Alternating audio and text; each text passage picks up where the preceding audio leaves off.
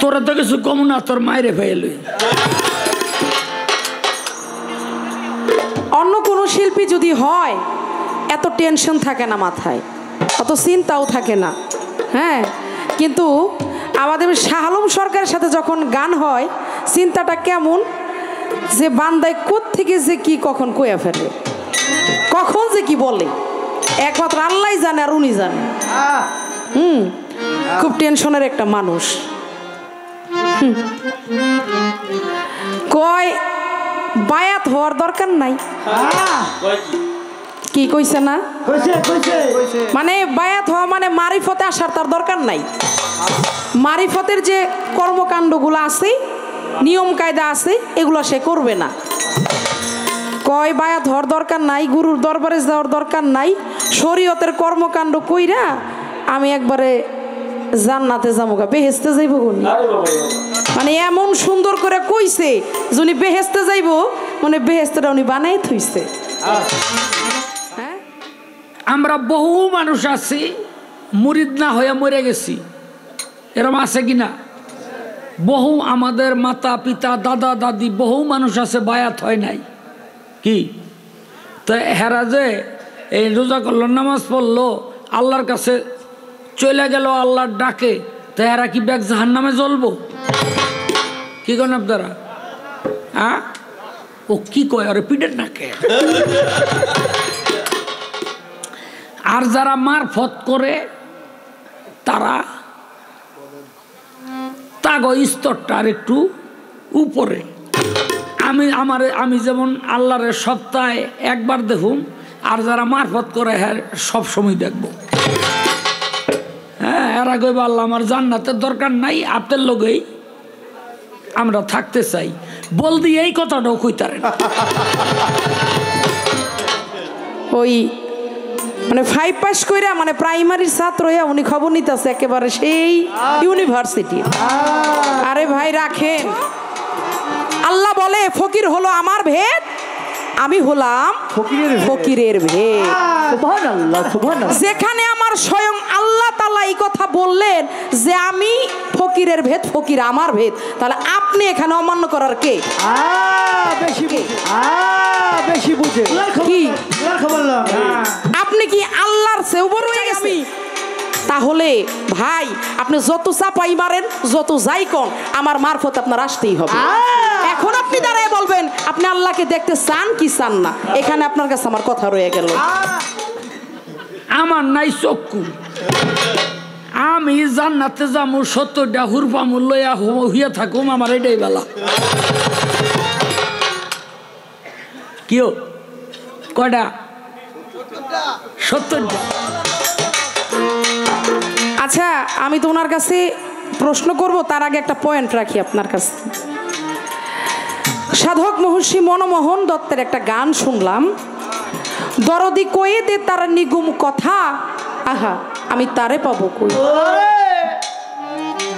সরকার সাহেব, এই যে কয়ে দে তার নিগুম কথা, এই নিগুম কথাটা কি আপনার শরীয়তের না আমার মারফতের? একটু কয়েন।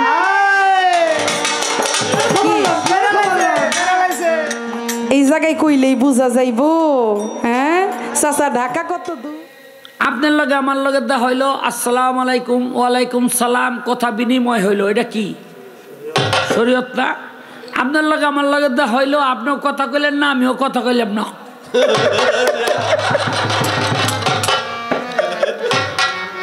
এটা হলো মারফত।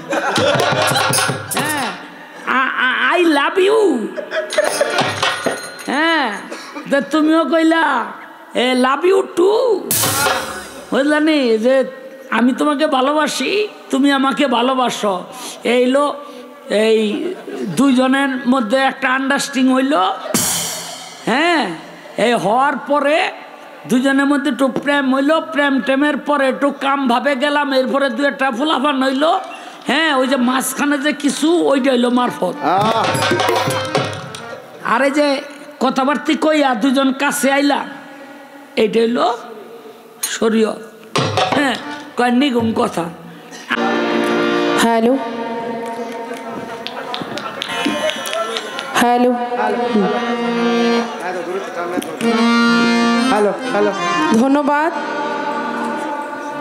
আমার যাহা কথা ছিল সেই কথার জবাব করে এবার আমার কাছে তিনি খুব চমৎকার প্রশ্ন রাখলেন। মানে ওনার কাছ থেকে তো এরকমই মানে আশা করা যায়। কেন বললাম, অন্য কোনো শিল্পী যদি হয় এত টেনশন থাকে না মাথায়, অত চিন্তাও থাকে না। হ্যাঁ, কিন্তু আমাদের শাহ আলম সরকারের সাথে যখন গান হয় চিন্তাটা কেমন, যে বান্দায় কোত্থেকে যে কি কখন কইয়া ফেলে, কখন যে কি বলে একমাত্র আল্লাহ জানে আর উনি জানে। খুব টেনশনের একটা মানুষ। প্রশ্ন করছে ভালোই, কিন্তু আবার মানে কিছু কথা যে বইলা গেছে।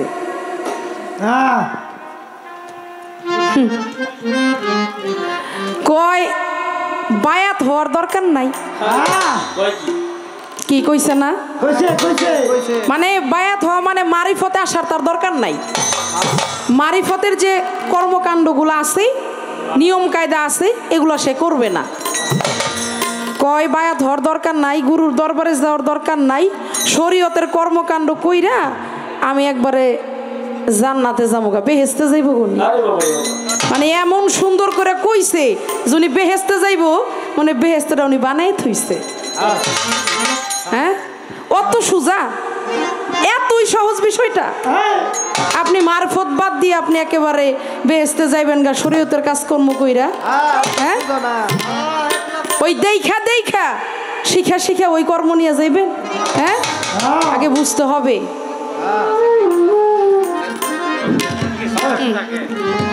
উনি কি কমু ওই মানে 5 পাস কইরা মানে প্রাইমারির ছাত্র হইয়া উনি খবর নিতেছে একেবারে সেই ইউনিভার্সিটি। আরে ভাই রাখেন, আপনার বিষয় বাদ দেন। আগে শরীয়ত করবেন, তরিকত করবেন, হাকিকত করবেন, তারপর মারফতে যায় কর্মকাণ্ডগুলো শিখা ওগুলা মাইনা কইরা তারপর আপনি জান্নাতের আশা করেন। কতই সোজা একবারে। কি সুন্দর কয় জান্নাতে জামুগা, জান্নাত উনি কিনা থুই আইছে। কি আপনারা কি কন, এত সোজা নাকি? হ্যাঁ, কত দূরের কথা। আর উনি এনে বৈশা বৈশা এখন চিন্তা করতেছে আমি জামুগা। আপনার আমি যাওয়াইতেছি, খালি আপনি থাকেন। ওই যে আপনি কইছেন বায়াত হওয়ার দরকার নাই, আর আমার আল্লাহ কি বললো ওইখান থেকে আপনি একটা গান শুনেন, তাহলে বুঝতে পারবেন বায়াত হবেন না হবেন না। আর আমি জুলিয়া বেগম আজকে আপনারা বলতেছি, আপনার মতো শরীয়তের মানে আলেম রে, মুন্সি রে, আজকে মারফতে তরিকায় দাখিল না করে আজকে আমি যাইতেছি। আপনারা যদি সাথে থাকেন, কি বলেন? জয় গুরু। হ্যালো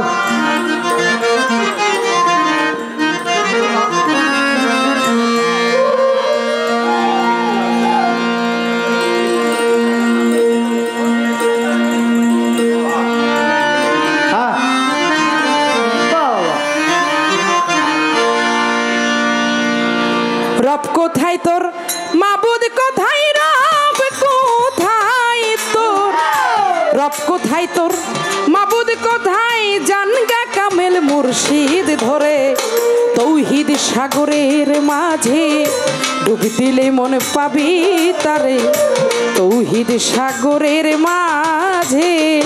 ওরে রব কোথায় তোর,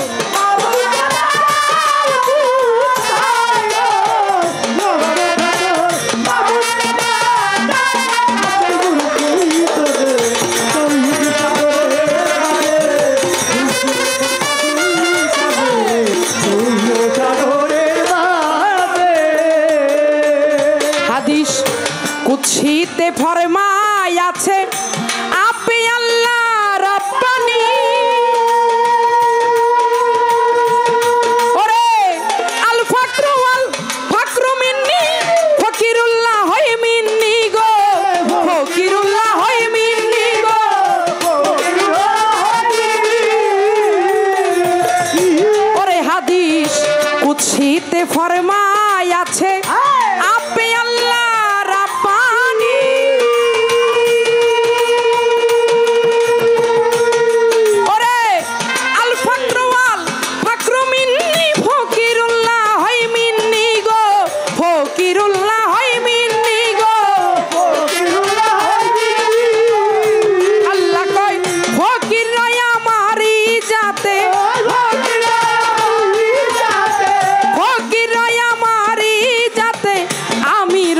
ফকিরের ভিতরে তৌহিদ সাগরের মাঝে ডুবে দিলে মন পাবি তারে তৌহিদ সাগরের মাঝে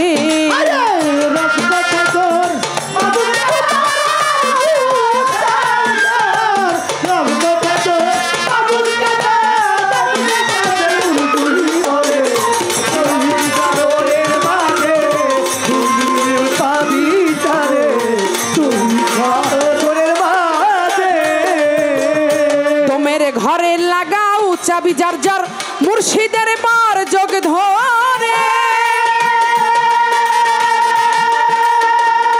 এভাবে তাহলে পাইতে পারো যদি সে দয়া করে গো যদি সে দয়া করে গো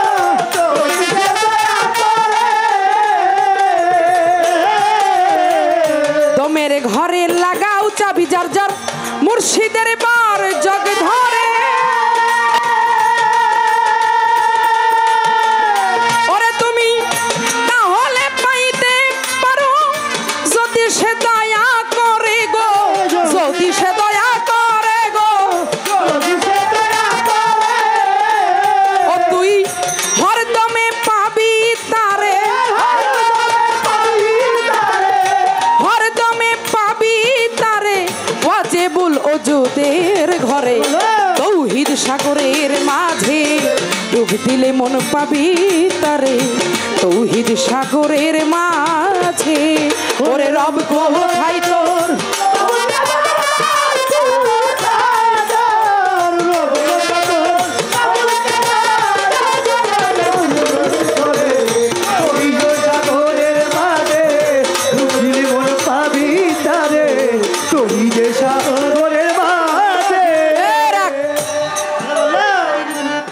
উনি কি কইছে বায়াত হওয়ার দরকার নাই এই জন্যই কিন্তু ঠিক ওখান থেকে আমার এই গানটা ধরা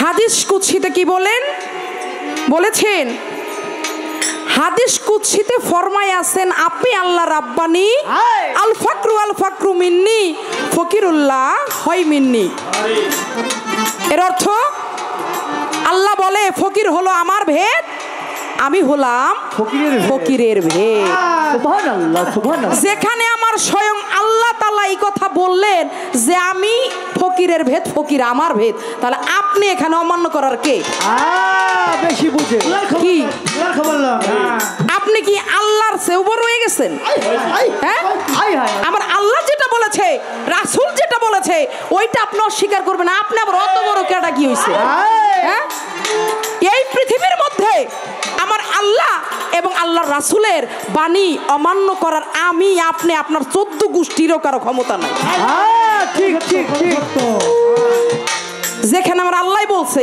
এর এই জায়গায় যদি আপনার কথা থাকে আপনার সাহস থাকলে খালি দাঁড়ায় একটু আমার কইেন এরপরও আপনি অমান্য করেন যে আপনি তরিকায় দাখিল হবেন না আবার সাধক কি বললেন দমের ঘরে লাগাও চাবি যার যার মুর্শিদের বর্জক ধরে তাহলে পাইতে পারো যদি সে দয়া করে হরদমে পাবি তারে ওয়াজিবুল ওজুদের ঘরে এই কথা কেন বললেন এই যে দমের ঘরে এটা দমের একটা সাধনার কথা বলা হয়েছে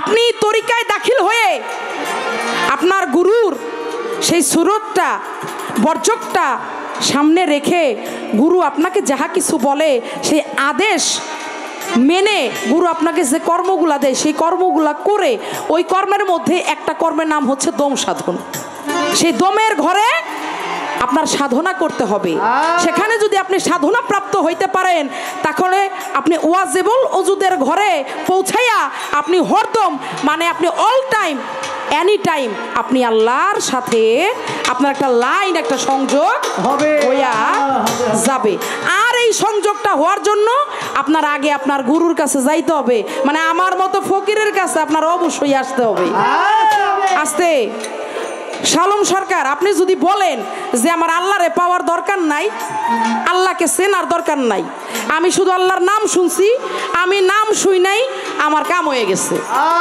আমি নাম শুই নাই শান্তি আমার তার দরকার নাই। আপনি যদি অল্পতেই খুশি থাকেন তাহলে আপনার আমার বেশি কিছু কর নাই। আর যদি বলেন যে আমি আল্লাহকে দেখতে চাই, চিনতে চাই, তাকে পাইতে চাই আমি, তাহলে ভাই আপনি যত চাপাই মারেন, যত যাই কোন, আমার মারফত আপনার আসতেই হবে। এখন আপনি দাঁড়ায় বলবেন আপনি আল্লাহকে দেখতে চান কি চান না, এখানে আপনার কাছে আমার কথা রয়ে গেল। তাই অন্ধ লোকে বুঝবে কি গো সেই প্রদীপের ঠিকানা। আরে সকলে কি বুঝতে পারে সে কোন বানের রটনা গো, সে কোন বানের রটনা গো।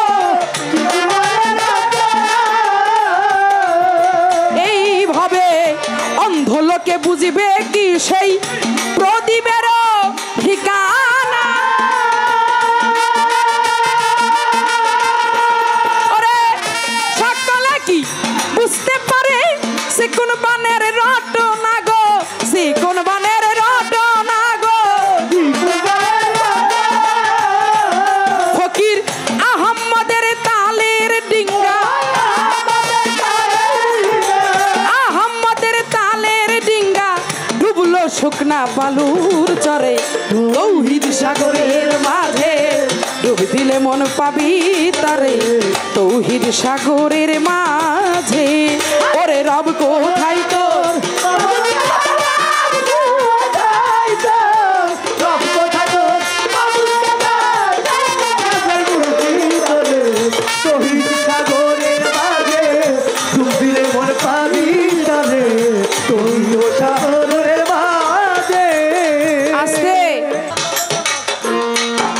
আচ্ছা আমি তো ওনার কাছে প্রশ্ন করব, তার আগে একটা পয়েন্ট রাখি আপনার কাছে। সাধক মহর্ষি মনমোহন দত্তের একটা গান শুনলাম, দরদি কয়ে দে তার নিগুম কথা, আহা আমি তারে পাবো কই। সরকার সাহেব, এই যে কয়ে দে তার নিগুম কথা, এই নিগুম কথাটা কি আপনার শরীয়তের না আমার মারফতের? একটু কয়েন।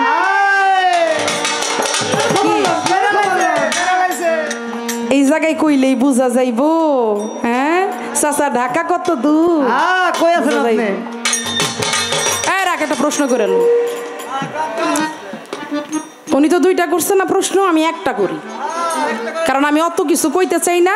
কারণ আমি জনগণদের দেখে যতটুকু বুঝলাম, এরা হলো গান প্রেমিক, গান ভালোবাসে। গাজীপুরের মানুষ এরা শুধু গান শুনে না, গান খায়ও। কি তো আমি বলতে চাই না বেশি, হইতে চাই না দোষী, আপনারা সকলে থাকেন খুশি। হ্যাঁ সব জানে। আপনার কাছে আমি একটা প্রশ্ন রাইখা যাই শাহ আলম সরকার, আপনি বইলেন, সেটা হইল শরীয়ত, মারিফত, হাকিকত, তরিকত, এই চার তরিকার নবী কিন্তু আমার হযরত মুহাম্মদ সাল্লাল্লাহু আলাইহি সাল্লাম। তাহলে চার তরিকার নবী যদি সে হয়, তাহলে সেখানে এই চার তরিকার নবী থাকা সত্ত্বেও আরেকজন নবীকে সে শরীয়তের নবী বলল কেন? বলার কারণটা কি? আপনারা বুঝছেন বিষয়টা? আমার নবী তো চার তরিকারই নবী, সে চার তরিকার নবী থাকা সত্ত্বেও আবার আলাদা করে একজন নবীকে শরীয়তের নবী কেন বললেন? এর কারণটা কি, এর ঘটনাটা কি, এর দর্শনটা কি? আপনি একটু আমাকে সুন্দর করে বললেন। রব কোথায় তোর, মাহবুব কোথায়,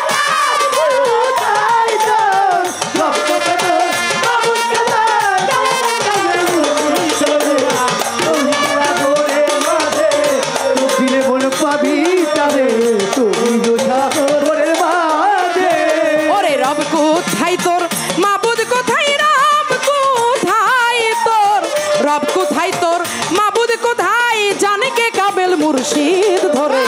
তৌহিদ সাগরের মাঝে ডুব দিলে মন পাবি তারে, তৌহিদ সাগরের মাঝে, তৌহিদ সাগরের মাঝে ডুব দিলে মন পাবি তারে, তৌহিদ সাগরের মাঝে।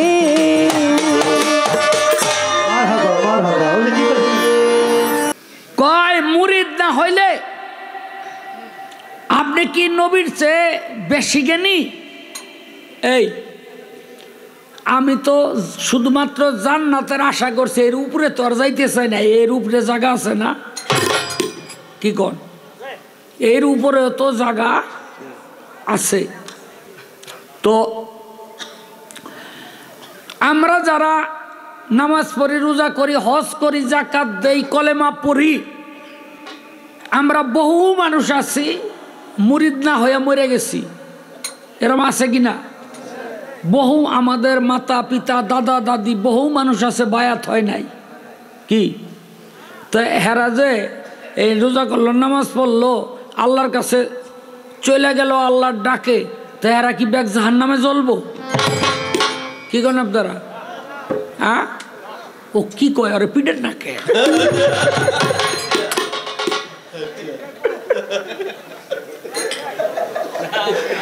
হ্যাঁ, আরে কি কয়? আমার আশা হইল জান্নাত পর্যন্ত। মনে রাখবেন, আল্লাহ পাক জান্নাতীদেরকে জান্নাতে দিয়া সমস্ত বিচার কার্য শেষ কইরা তারপরে জিব্রাইল রে পাঠাইব, হে জিব্রাইল তুমি যাও, ঘোষণা করে দাও, সবাই যেন প্রস্তুত থাকে। কেন? আজকে শুক্রবার, প্রত্যেক সপ্তাহে শুক্রবার দিন আমি আল্লাহ সমস্ত জান্নাতীদেরকে আমার সাক্ষাৎ দিব। এটা যারা নামাজ রোজা করলো, শরীয়ত করলো আর জান্নাতে গেল, আর যারা মারফত করে তারা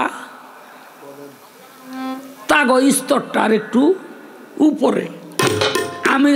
আমি যেমন আল্লাহরের সপ্তাহে একবার দেখুন, আর যারা মারফত করে হ্যাঁ সব সময় দেখবো। হ্যাঁ, এরা কইব আল্লাহ আমার জান্নাতের দরকার নাই, আপনার লগেই আমরা থাকতে চাই। বলদি এই কথাটাও কইতারে না।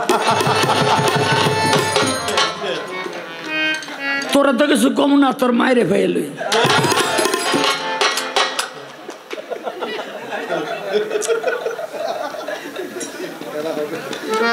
তো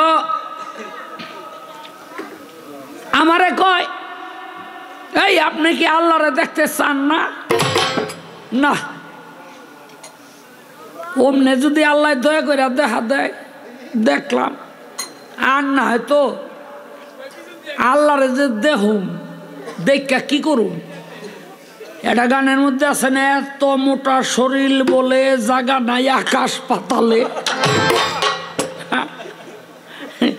এই যে 7-8 কানায় গেছিল আতি দেখতে, বুঝলেন নি? তো আতি আলাই নিয়ে সাইরা দিছে, দেখ আতি দেখ। ওরা দেখে না চোখে, ও গইলে আতি দেখায়।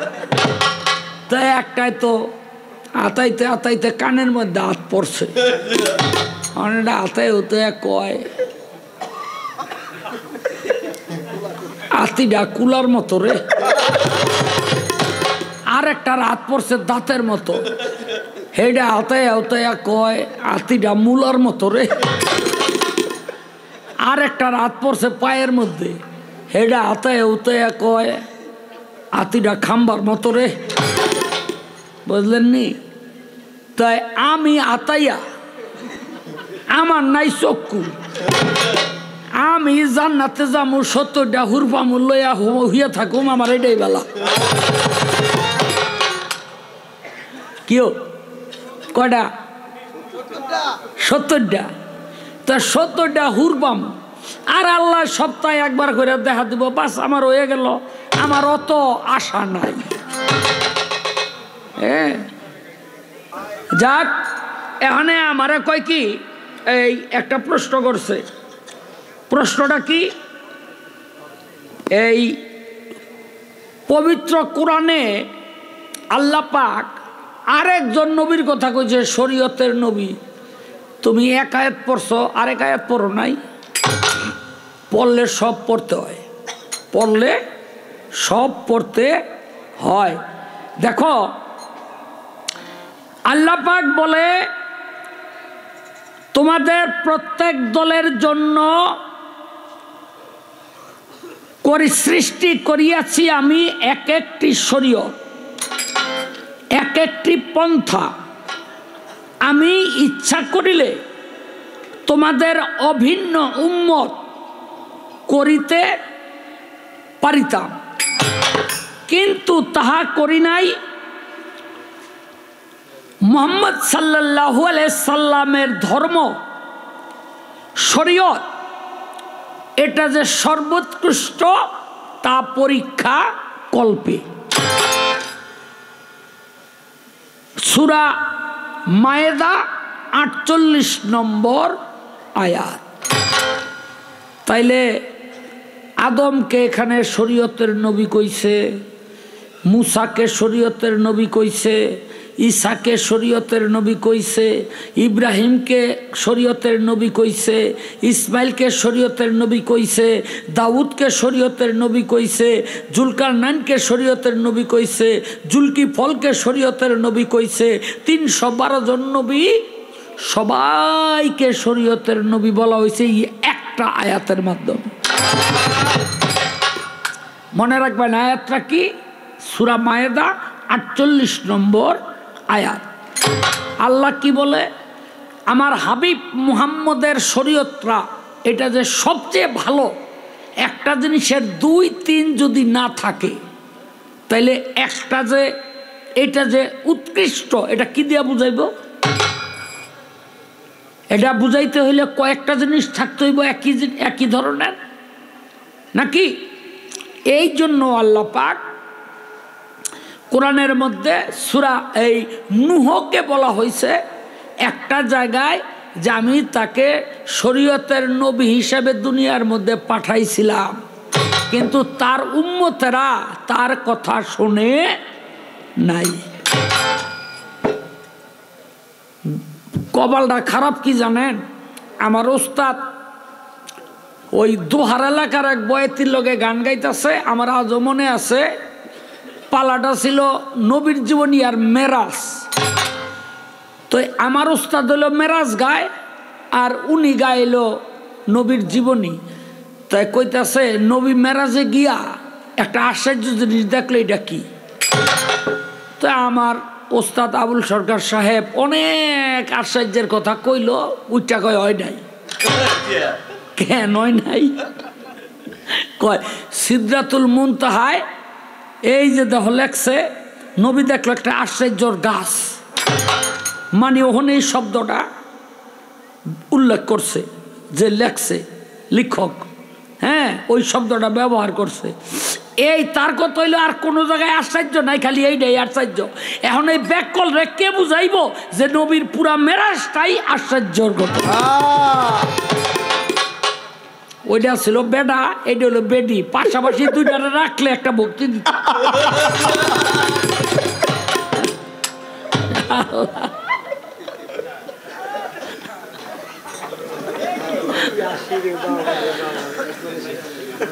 যাক, এই একটা গান গাই, গানটা নতুন, কোনো জায়গায় গাই না, আজকে গাবো গানটা। সুরে দর সুরে। ওরে নবীর মতে যাহার দ্বিমত, সে কভু নয় নবীর উম্মত। নবীর মতে যাহার দ্বিমত, সে কভু নয় নবীর উম্মত। নবীর মতে যাহার দ্বিমত, সে কভু নয় নবীর উম্মত। উম্মত শব্দের অর্থ আগে কর, নবীর হাদিস পর। থাকে যদি জাহান্নামের ডর, থাকে যদি জাহান্নামের ডর, নবীর হাদিস পর। থাকে যদি জাহান্নামের ডর, আরে থাকে যদি জাহান্নামের ডর, নবীর হাদিস পর। থাকে যদি জাহান্নামের ডর, থাকে যদি জাহান্নামের ডর, নবীর হাদিস পর। থাকে যদি জাহান্নামের ডর। ও মিয়া সাহেবেরা, এই জীবনে যাই করেন, আমি একটা কথা বলে যাই, একটু খেয়াল করে শুনবেন আর জীবনে এই কথাটা আঁকড়াইয়া ধরবেন, আখেরাতে আপনার মুক্তির পথ হয়ে যাবে। যদি না হয় আখেরাতে আমি শাহ আলম সরকারকে ধরবেন, আমি গ্যারান্টি দিয়ে বলি, দায়ভার আমি নিব। জীবনে যাই করেন রসুলের মহব্বত অন্তর থেকে ছাইরেন না। নবীর মহব্বত যেই হৃদয়ে নাই ওই হৃদয় কখনো জান্নাতে প্রবেশ করবে না। আস্তে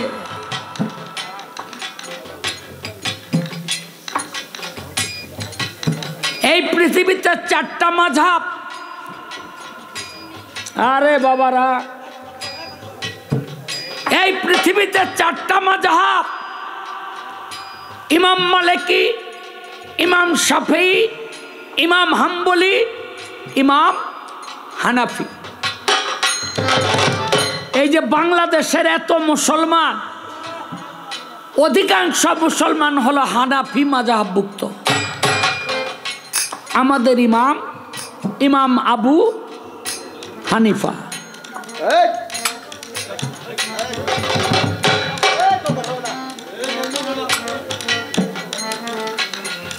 বাবারে, ইমাম আবু হানিফা গেল মক্কানগর হজ করতে। মক্কানগর হজ কইরা মদিনাতে 8 দিন থাকে মানুষ হাজিরা। যারা হজ করছেন তারা জানেন 5 8 40 ওয়াক্ত নামাজ মদিনায় পড়ে। তো ইমাম আবু হানিফা যে দলের সাথে মদিনায় গেছে, 3 দিন গত হইয়া যাওয়ার পর ইমাম আবু হানিফা কয়, আমি মদিনার থেকে বাইরে যাব, আমার আর মদিনার থাকা হইল না। তো সাথীরা বলে কেন? বলে এই জন্য আমার পায়খানা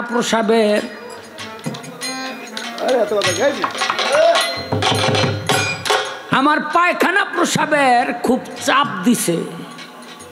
আচ্ছা, মদিনায় কি পায়খানা প্রসাব করার জায়গার অভাব? কি মদিনার মানুষ পায়খানা প্রসাব করে না?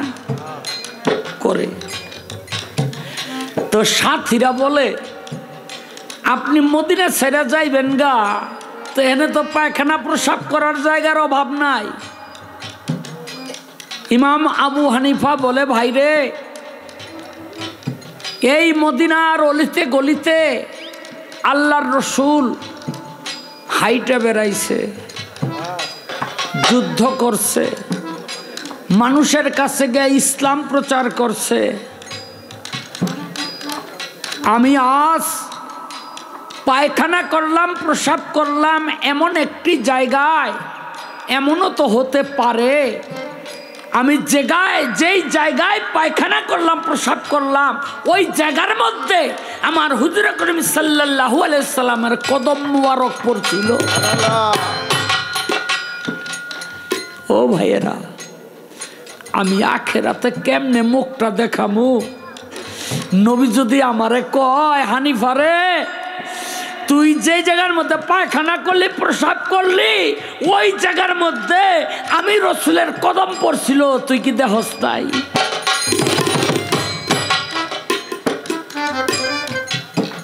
নবীকে যদি ভালোবাসতে হয় তাহলে এমন করে ভালোবাসতে হবে। আর এই রকম ভালোবাসা যদি আল্লাহ রসুলের প্রতি তার উম্মতের থাকে হৃদয়ের মধ্যে, ওই ব্যক্তি জান্নাতি, জান্নাতি, জান্নাতি।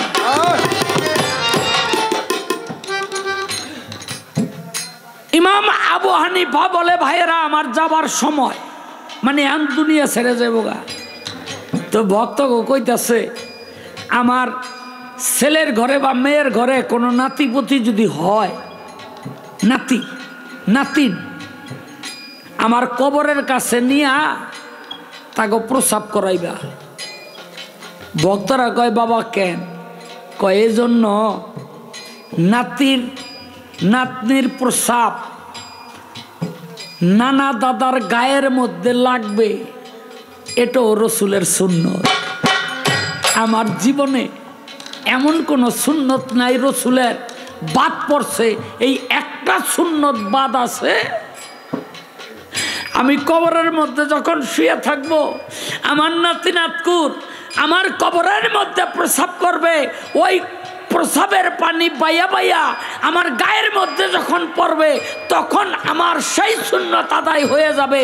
তা না হলে আল্লাহ রসুলের একটা সুন্নত বাদ রাইখা আমি আখেরাতের ময়দানে রসুলের সামনে কেমনে দাঁড়ামু?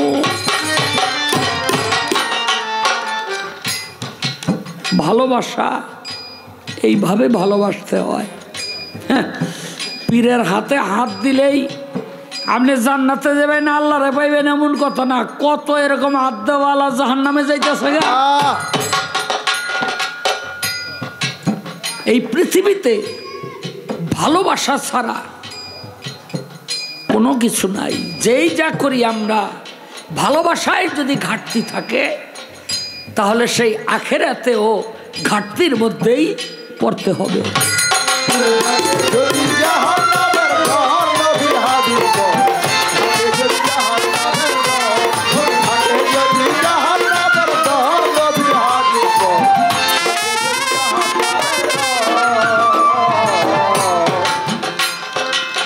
পরে দেখ না সূরা মায়েদা বলছে আল্লাহ করে কায়দা, আয়াত হলো 15 নম্বর। আমার আয়াত হলো 15 নম্বর, আমার মনোরে আয়াত হলো 15 নম্বর। পরে দেখ না সূরা মায়েদা বলছে আল্লাহ করে কায়দা, আয়াত হলো 15 নম্বর। নবী হলো নূরের জ্যোতি, শোনো যত মানব জাতি। নবী হলো নূরের জ্যোতি, শোনো যত মানব জাতি। নবী হলো নূরের জ্যোতি, শোনো যত মানব জাতি। জীবন দিয়ে করো তার আদর, নবীর হাদিস পর।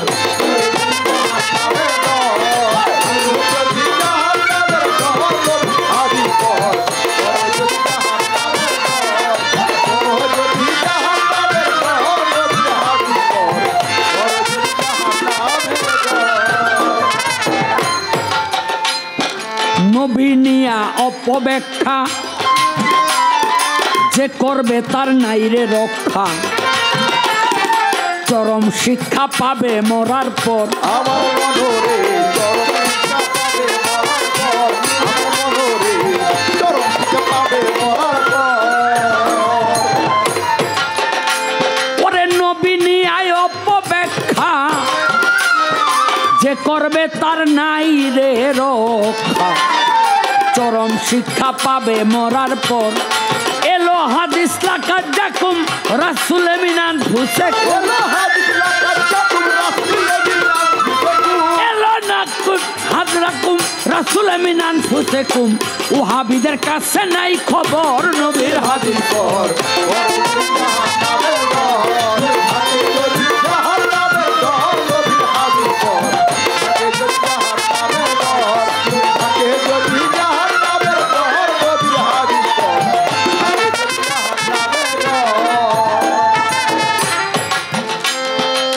শাহ আলম সরকার বলে যে নবীর মতে চলে, তার দুই গালে মারো চট থাপ্পড়। আমার মনোরে তার দুগালে মারো চট থাপ্পড়, আমার মনোরে তার দুগালে মারো চট থাপ্পড়। শাহ আলম সরকার বলে ওরে যে নবীর বিরুদ্ধে চলে, তার দুই গালে মারো চট থাপ্পড়। ওরে আব্দুল্লাহ ইবনে উবাই, তার কথা তো জানেন সবাই। আব্দুল্লাহ ইবনে উবাই, তার কথা তো জানেন সবাই। আব্দুল্লাহ ইবনে উবাই, তার কথা তো জানেন সবাই। আল্লাহ বেজান ছিল যার উপর, হাদিস পর থাকে যদি জাহান্নামের দর, আরে থাকে যদি জাহান্নামের দর, নবী হাদিস পর থাকে যদি জাহান্নামের দর, আরে থাকে যদি জাহান্নামের দর, নবী হাদিস পর থাকে যদি জাহান্নামের দর। ওরে নবীর মতে যাহার দিমত, ওরে নবীর মতে যাহার দিমত, ওরে সে কভু নয় নবীর ওরা নবীর মতে যাহার দ্বিমত সে কভু নয় নবীর উম্মত। নবীর মতে যাহার দ্বিমত সে কভু নয় নবীর উম্মত। উম্মত শব্দের অর্থ আগে কর নবীর হাদিস পর থাকে যদি জাহান্নামের ডর, থাকে যদি জাহান্নামের ডর। নবীর হাদিস পর থাকে যদি জাহান্নামের ডর, থাকে যদি জাহান্নামের ডর। নবীর হাদিস পর থাকে যদি জাহান্নামের ডর, থাকে যদি জাহান্নামের ডর। নবীর হাদিস পর থাকে যদি জাহান্নামের ডর।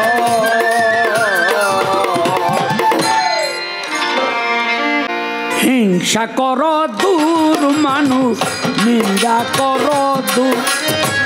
দম ফুরাইলে যাইতে হবে আগে। হিংসা কর দূর মানুষ, হিংসা কর দূর। দপুরাইলে যাইতে হবে আজিপুর। হিংসা কর দূর মানুষ, হিংসা কর দূর। দপুরাইলে যাইতে হবে আজিপুর। বলা কয়া সব শেষ। এবার দুই এক কথা আমার জিজ্ঞেস করতে হবে।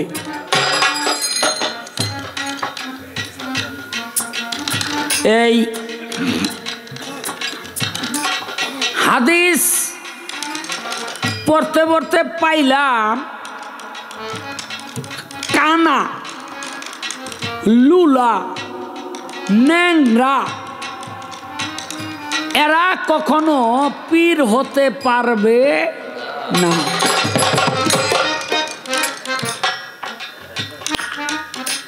এটা কিন্তু বুখারী শরীফের কথা। কি দাদা আপনি তো পড়ছেন সেদিন আমার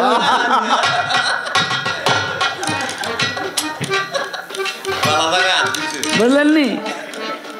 এখন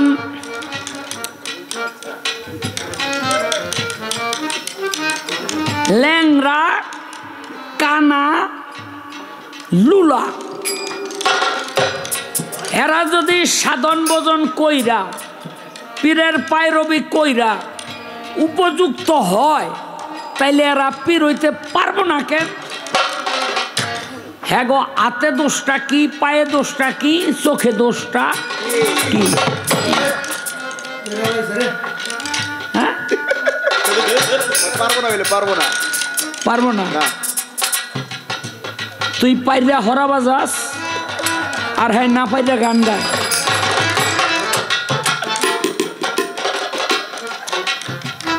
এই একটা প্রশ্নই রইল আর না, দেখি কি জবাব করে। হিংসা কর দূর মানুষ, হিংসা কর দূর। দপুরাইলে যাইতে হবে আজিপুর। হিংসা কর দূর মনের, হিংসা কর দূর। দপুরাইলে যাইতে হবে আজিপুর। দপুরাইলে যাইতে হবে আজিপুর। দপুরাইলে যাইতে হবে আজিপুর। এটা গান গাইছিলাম মনমোহনের দরদি কয়ে দে তার নিগুম কথা তারে পাবো কই। এটা একটু কঠিন বিচ্ছেদ। তো কয় যে নিগুম, এই নিগুম কথাটা কি দেখেন, যেখানে কথাবার্তা বলা হইতেছে এটাই তো শরীয়ত। এই যে আপনার লগে আমার লগে দা হইল আসসালামু আলাইকুম, ওয়ালাইকুম সালাম, কথা বিনিময় হইল, এটা কি শরীয়ত না? আপনার লগে আমার লগে দা হইল, আপনিও কথা কইলেন না, আমিও কথা কইলাম না,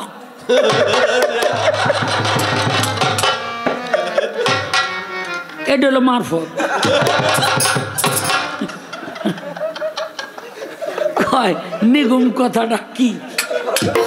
আরে যেখানে কথাবার্তা হইতেছে এটাই তো মারফত। এই শরীয়ত, যেখানে কথাবার্তা হইতেছে এটাই শরীয়ত। শরীয়ত।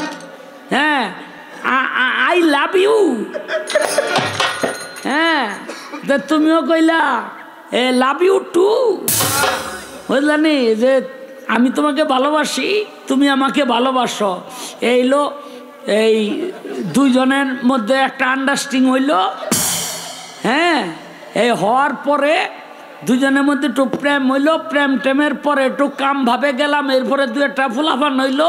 হ্যাঁ, ওই যে মাঝখানে যে কিছু ওইটা হইলো মারফত। আর এই যে কথাবার্তি কইয়া দুজন কাছে আইলা, এইটা হইলো শরীয়ত। হ্যাঁ, কয় নিগুম কথা। আমার যারা বন্ধু বান্ধব আছে হ্যাঁ গো কইতেছি।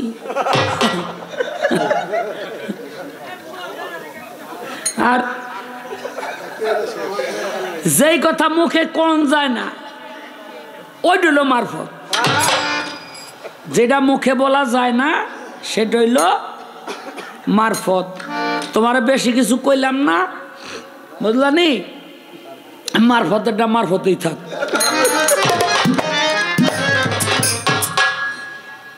ধর বাবা, এখানে না, এখানে ধর।